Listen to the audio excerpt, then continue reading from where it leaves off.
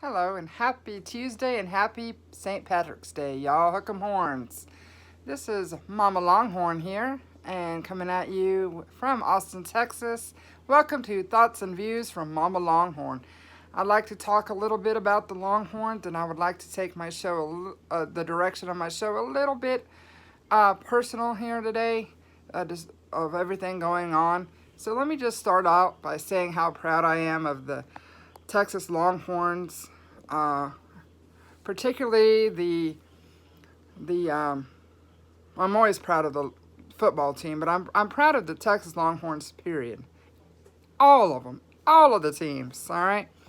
So let me just say how proud I am of the women's softball team, the men's baseball team, the swimming and diving team, the basketball team, the let's see, who am I missing here? Both the basketball teams, baseball, or I already said baseball. Sorry, it's because they were having such a great season and it had to end because of the, postponing and suspending of the NCAA, plus the NBA and everything else going on. But I would like, let's see, swimming, diving, all of them. Tennis. I don't want to leave anyone out here, so let's start all over again. Sorry about this. But we have both the baseball, softball teams, the track and field, the swimming and diving. Well, they were already finished. They had won with records that they set. But they also had both basketball teams were doing great. You know, so I just want to say congratulations, Texas Longhorns, and those ones that have that were seniors that did not get to finish their year out. The NCAA has actually extended the rules so that way they have another year of eligibility to come back. So that's awesome. Come back and let's have a great season next year. Next year, guys. Hook 'em horns.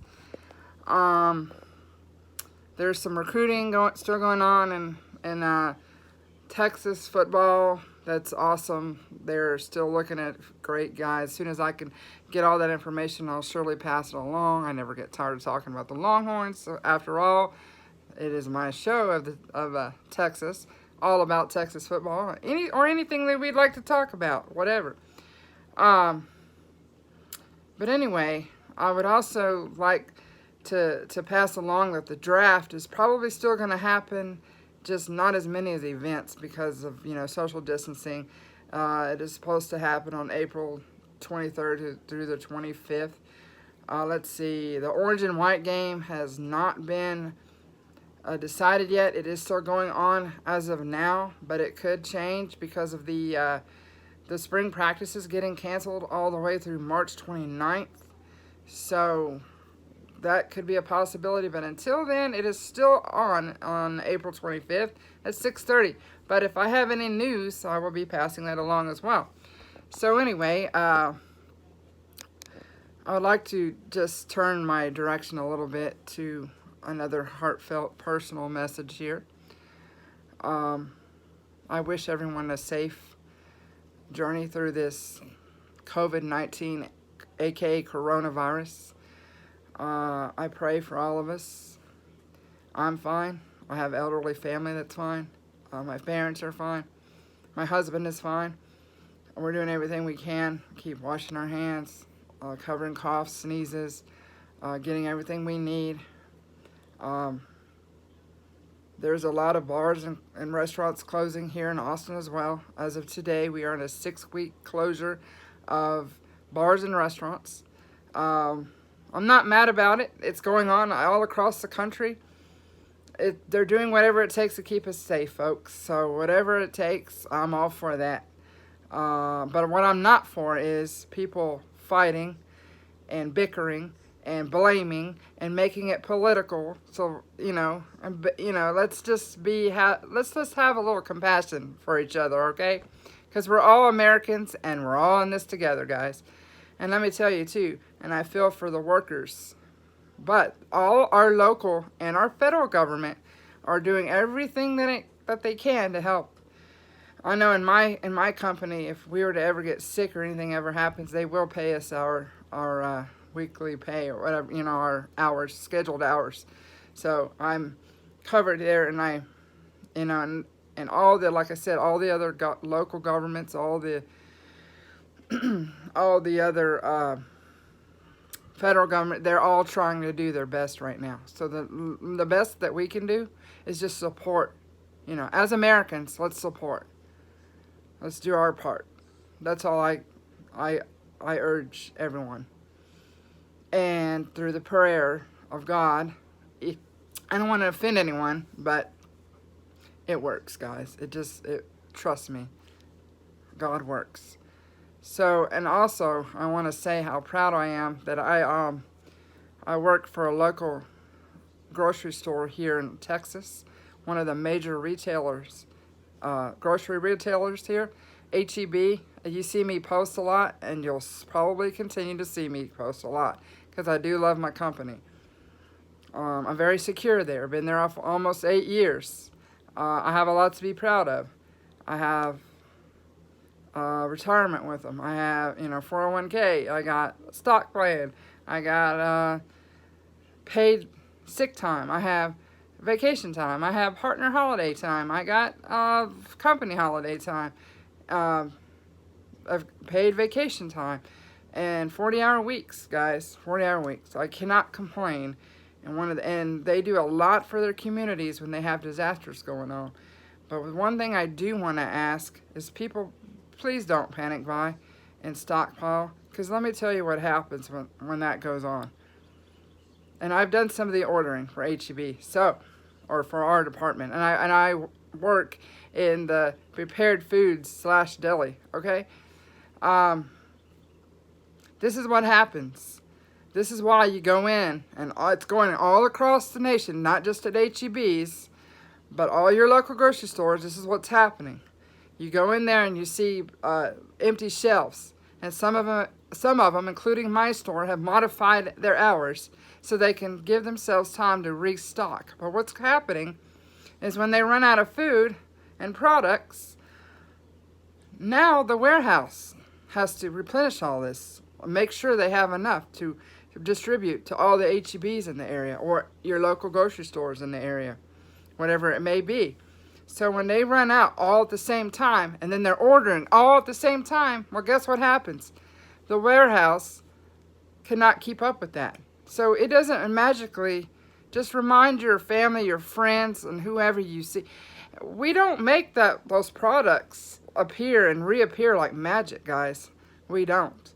So please, thank your retail workers. We don't have the luxury of staying home and working from home, because that's impossible.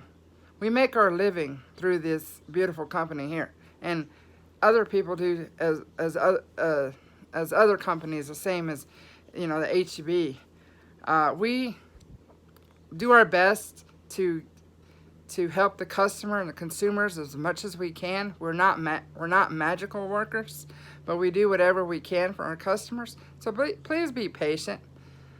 And I think it's a good time to say that if people want us to be social distancing, I think it's a great idea that people stop bum rushing in the stores, because we do have enough for everyone.